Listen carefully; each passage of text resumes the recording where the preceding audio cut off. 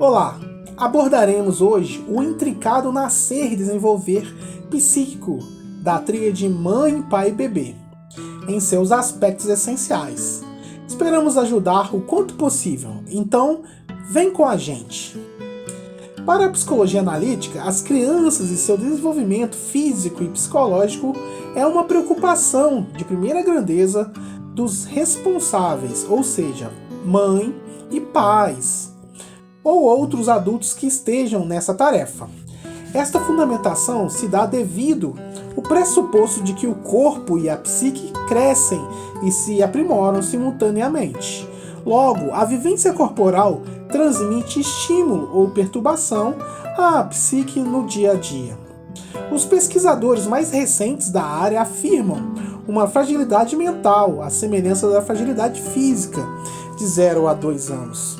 Isso se dá devido a ainda não termos desenvolvido significativamente o ego e suas defesas, agindo então defesas arcaicas, defesas do self. Essas defesas se caracterizam por serem limitadas e rudimentares, podendo ocorrerem experiências com a criança que agem na base de sua psique, de forma perturbadora e traumatizante, e os danos podem ser incalculáveis. Tudo indica que uma vivência rica e saudável se dá com mães e pais submetidos a uma experiência plena desde as fases iniciais da gestação, ou seja, acompanhar o crescimento da barriga, a alimentação, a postura corporal, as alterações hormonais, de forma compartilhada, mãe e pai. A momentânea exigência da postura na vivência do sexo entre o casal ou ausência de desejos se caracteriza como fase introdutória ou de imersão psíquica. Desta forma, a expressão "estamos grávidos" tende a começar a fazer sentido e a gerar um novo sentido para o viver com o vetor na direção do parto, o marco do impactante encontro. Esta vivência continua ainda na barriga, nos diálogos ou cantarolar, na escolha do nome e roupas para a criança, os barulhos ambientes da casa, escolha dos ambientes frequentados e preocupação do estado emocional dos gestores. A este nível, o investimento psicológico é altíssimo, os conectando ao processo gestacional e os preparando para a nova fase da vida familiar com a criança que já está para nascer. Nesta alquimia de compostos dos corpos e na dialética do psíquico, gerando uma síntese, um terceiro elemento, o quanto possível equilibrado e harmônico para o experimentar o viver.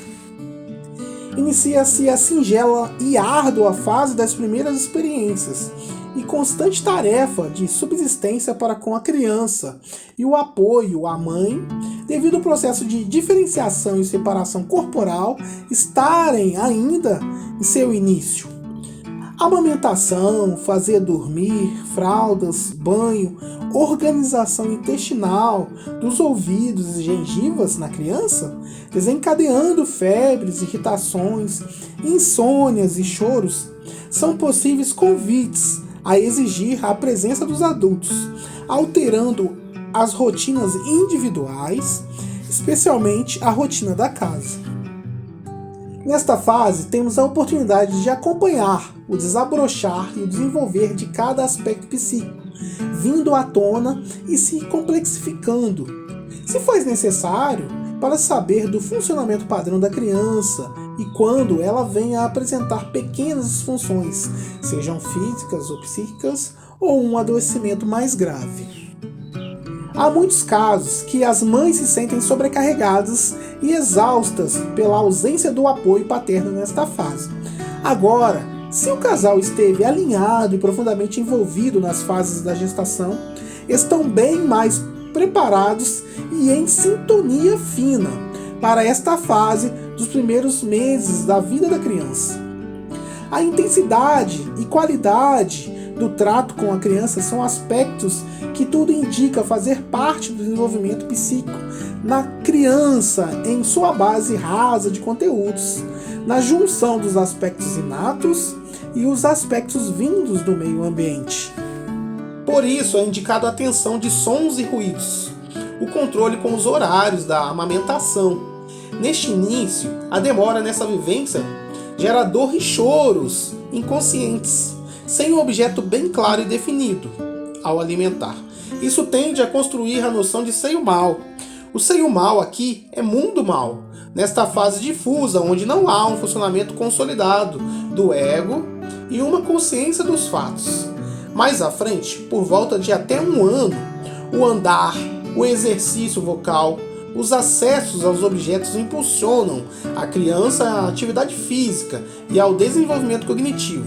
A presença de estímulos da mãe e do pai é fundamental, não só porque é preciso pegar os objetos, jogá-los, ou até porque possa vir a engoli-los, ou pôr o dedo na tomada e etc.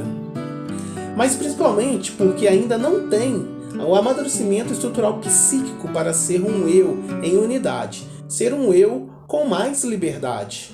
Podemos ilustrar com a brincadeira com a criança, que a gente se esconde e aparece e diz: achou, achou. A criança tem que expressar sorrindo, porque tem alguém por perto e se sente melhor, mais segura. As pesquisas têm indicado que nos países com cultura e recursos psicológicos direcionados, as crianças têm sinalizado apresentar um ego em funcionamento considerável por volta de 2 anos.